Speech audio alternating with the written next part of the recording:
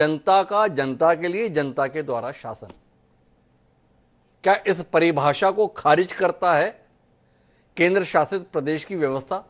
क्योंकि जनता के द्वारा चुनी गई सरकार जनता के लिए फैसले लेने का अधिकार नहीं रखती है।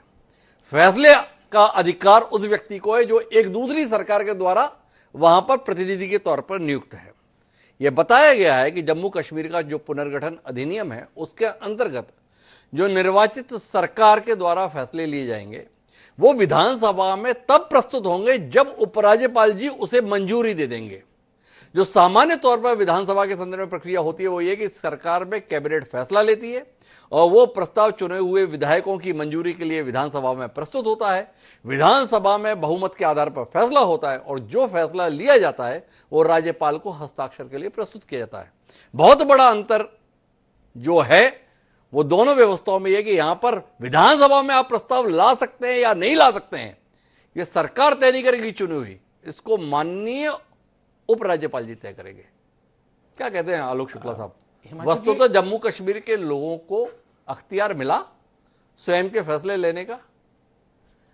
हिमांशु जी, दरअसल जब हम लोकतंत्र की बात कर रहे हैं तो ये थोड़ा सा कॉम्प्लिकेट हो जाता है क्योंकि केंद्र सरकार भी तो आखिरकार लोकतांत्रिक रूप से चुनी हुई सरकार है जी। जम्मू कश्मीर में सांसद चुने गए हैं जो कि पार्लियामेंट के मेंबर हैं और केंद्र सरकार के फैसलों में उनकी हिस्सेदारी होती है जी। लेकिन भारत में एक फेडरल सिस्टम है और उस फेडरल सिस्टम के अंतर्गत यह कहा गया है कि कुछ विषय ऐसे होंगे जिनमें राज्य सरकारें अंतिम रूप से फैसला लेंगी, कुछ विषय ऐसे होंगे जिनमें केंद्र सरकार अंतिम रूप से फैसला लेगी और कुछ विषय ऐसे होंगे जिनमें दोनों सरकारें फैसला ले सकती हैं लेकिन केंद्र सरकार का फैसला सर्वोपरि होगा। तो आप जानते हैं यूनियन लिस्ट है, स्टेट लिस्ट है और कॉन्करेंट लिस्ट है। यूनियन टेरिटरीज जो बनाई गई थी, अच्छा बहुत कम लोगों को यह पता है कि जो हमारा मूल संविधान था उसमें यूनियन टेरिटरी थी ही नहीं। यूनियन टेरिटरी सबसे पहले संविधान के 7वें संशोधन से 1956 में बनाई गई थी। जब पहले यूनियन टेरिटरीज बनाई गई तो उनमें यह सारी समस्या इसलिए नहीं हुई क्योंकि वहां पर चुनी हुई सरकार होती ही नहीं थी।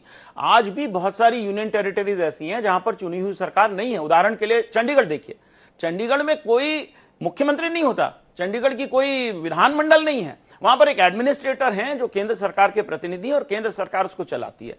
तो लोकतंत्र है लेकिन फेडरलिज्म नहीं है। यूनियन टेरिटरीज में कुछ यूनियन टेरिटरीज ऐसी बना दी गई जिसमें दिल्ली है, पौंडीचेरी है और अब ये जम्मू कश्मीर है जिसमें उन्होंने आधा आधा कर दिया कि सरकार चुन तो लो लेकिन सरकार को कुछ करने का आप हक मत दीजिए। दिल्ली के परिप्रेक्ष्य में तो यह मामला सुप्रीम कोर्ट तक गया और सुप्रीम कोर्ट ने भी फाइनली यह फैसला दिया कि नहीं साहब, एलजी साहब ही सर्वोपरि हैं। तो इसलिए यह झगड़ा हो रहा है कि भाई या तो आप फेडरलिज्म को मान लीजिए और राज्य सरकार पूरा बना दीजिए और राज्य सरकार के रूप में उनको पूरा सब कुछ हक हकूक सब दे दीजिए, और या फिर आप मत बनाइए राज्य सरकार, मत कराइए चुनाव, केंद्र सरकार का ही पूरा का पूरा राज बना रहने दीजिए। ये बीच का जो फेडरल स्ट्रक्चर बनाया गया है उसके कारण दिक्कतें हैं।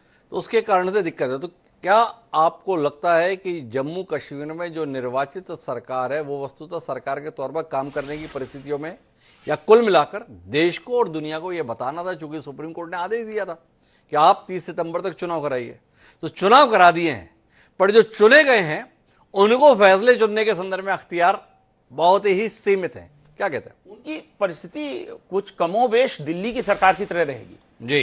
तो या तो वो केंद्र सरकार से सारी चीजें मनवा लें तभी वो अपने फैसले लागू कर सकते हैं, लेकिन वो फैसले जिन पर केंद्र सरकार सहमत नहीं है, मैं केवल लॉ एंड ऑर्डर की बात नहीं कर रहा हूं, मैं सामान्य रूप से सभी फैसलों की बात कर रहा हूं। राज्य सरकार को यूनियन टेरिटरी